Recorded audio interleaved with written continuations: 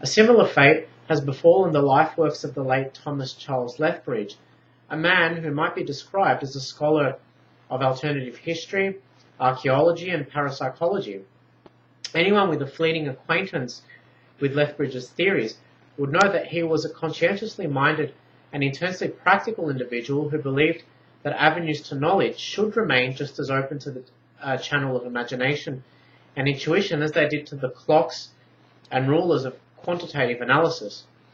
In tracing the many intersections, twists, and turns that map out his life, it becomes evident that Lethbridge pertained to a progressive school of thought which condemned the conventional scientific method of the times for becoming too mechanical in its ways, a mode of inquiry that resorted all too frequently to compartmentalization and division without a thought for quality, essence, and holism.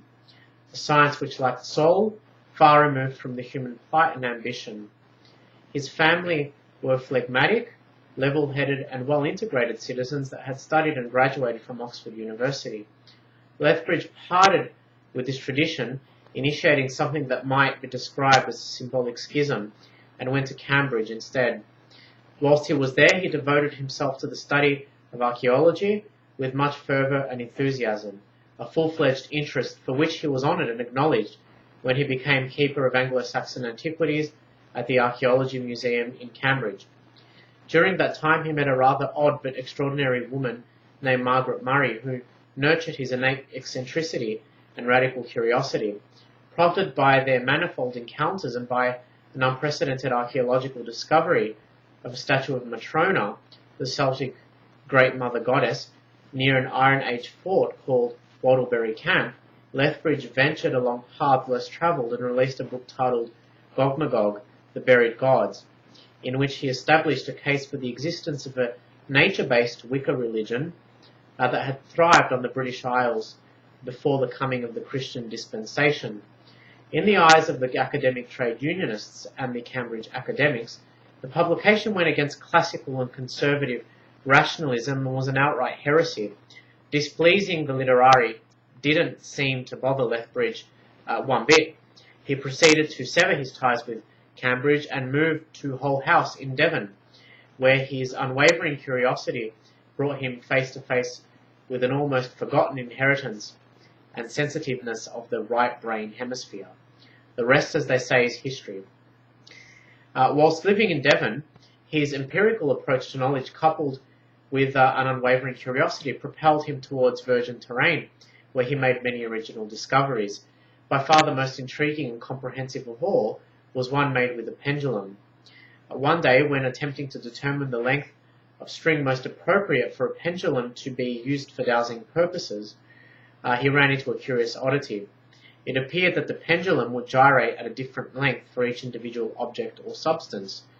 The usual method Lethbridge employed was to obtain a rate, was to stand directly above the object and unwind the string until the gyration began. Moreover, a great many heterogeneous items reacted to the same rate, with the only way of telling the difference between two or more in a single group being to count the number of individual gyrations.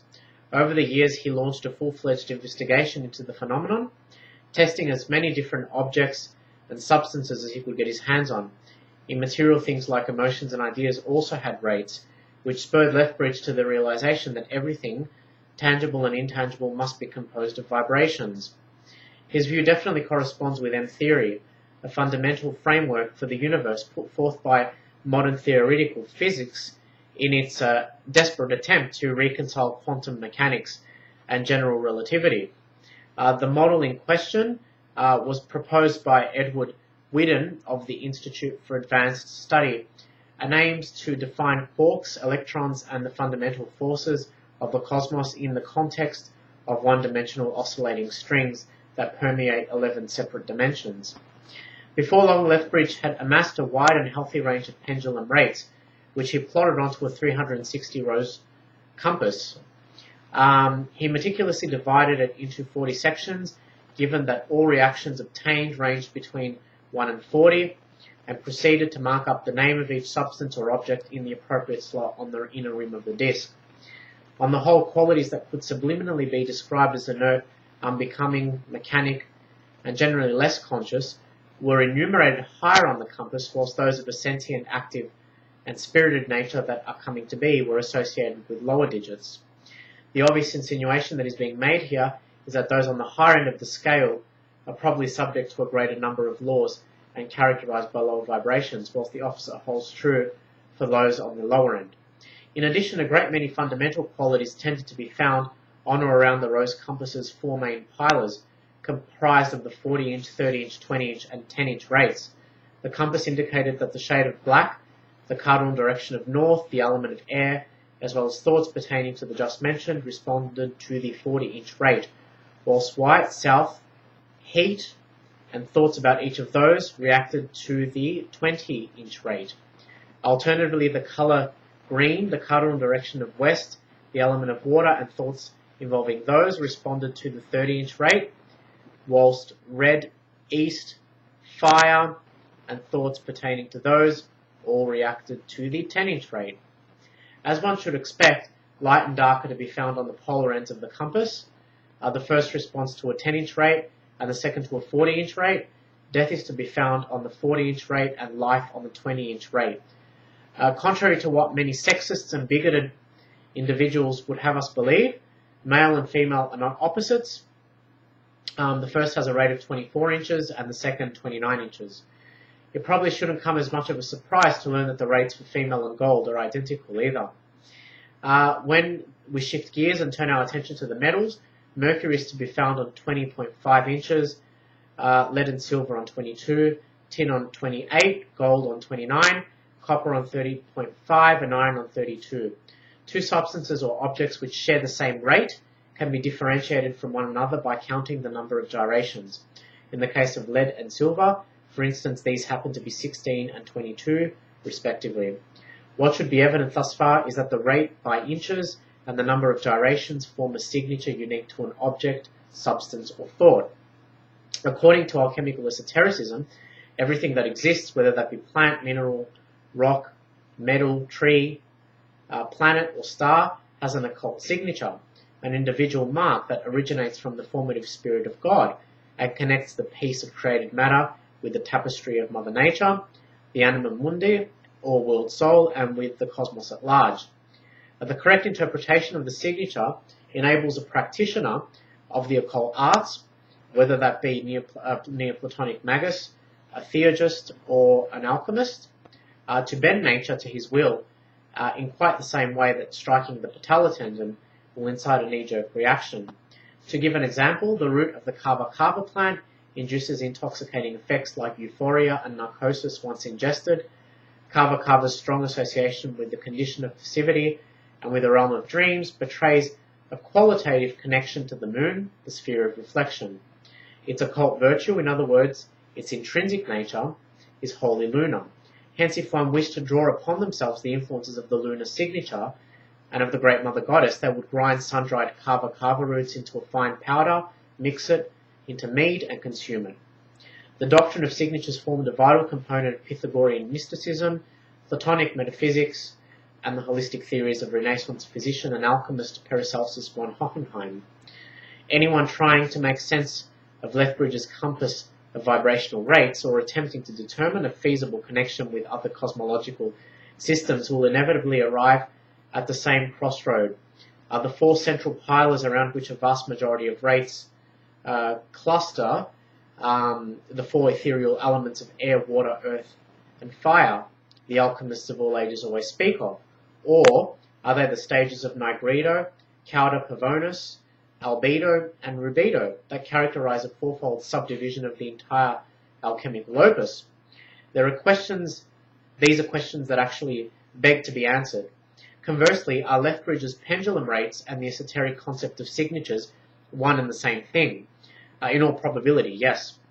One consequent discovery that shall here concern us was made at the Iron Age hill fort of Pilsden Pen in Dorset with the assistance of his wife Mina.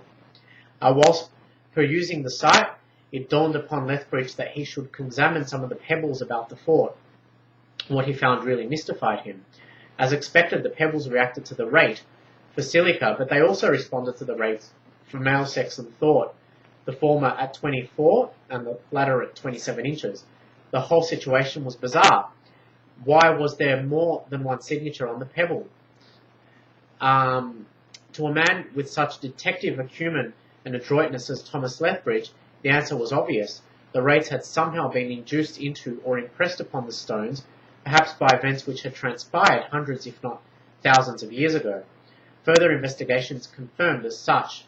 Pebbles picked with gloves and tongs from a nearby beach only reacted to the 14-inch rate for silica. When they were grappled, they also reacted to the rate for thought. On another note, when the pebbles were thrown with brute force against a wall, they reacted to an additional rate, that for male sex or gender. Defying all reason and logic, the pebbles could differentiate between which of the two genders had manhandled them. Those thrown by Lethbridge reacted to the male rate, and those by Mina to the female rate. Anyone who didn't know that an experiential approach or procedure had been used to uncover a sublime fundamental plan, such as the one demonstrated by Lethbridge's rose compass of rates, would obviously think the idea was no more than a fanciful delusion or absurdity.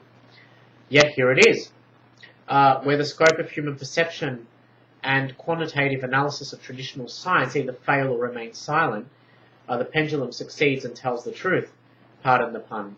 And in this case, the truth is that there is a subtle interchange of formative energy that occurs between all inhabitants of the cosmos, irrespective of whether they belong to the mineral, animal, or plant kingdom. Lethbridge's results also demonstrate that an object's individual signature or unique cosmic blueprint can be modified to some extent through external force. The greater the force, the more profound and lasting the changes that occur. Rocks that had been thrown in battle centuries ago were still giving off rates for the male gender and for thought, a fact which entertains the idea that friction and potentiality caused on the physical plane by violence and bloodshed, or on the psychic one by outbursts of anger and the outpouring of emotion, might somehow contribute to a modification of an object's inner texture. Lethbridge's exposition per se is that external forces exhibit the ability to impress a foreign signature or rate onto objects, substances and thoughts, especially when they come from living entities like human beings. If this is true, then there's no reason why an abnormally powerful force shouldn't be able to purge and replace the indigenous rate with a different one, especially if it transpires under the auspices of the astrological movement.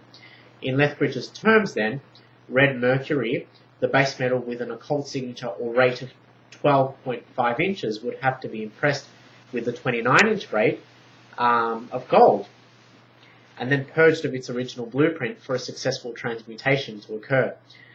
This phenomenon, literally and metaphorically speaking, would be gold. Lethbridge's hidden cosmological system would have probably found a spirited ally and counterpart in Paracelsian-based teachings of Albert Richard Riedel, had the two ever met.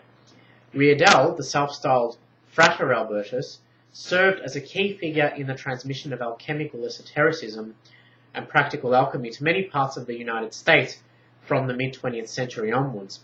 Albertus placed a profound emphasis on the art of spagyria, the laboratory practice of extracting the vital essence of herbs through processes of maceration, circulation, and extraction to produce synthetic tinctures and elixirs many times more powerful than anything the unaided hand of Mother Nature or the pharmaceutical companies can produce.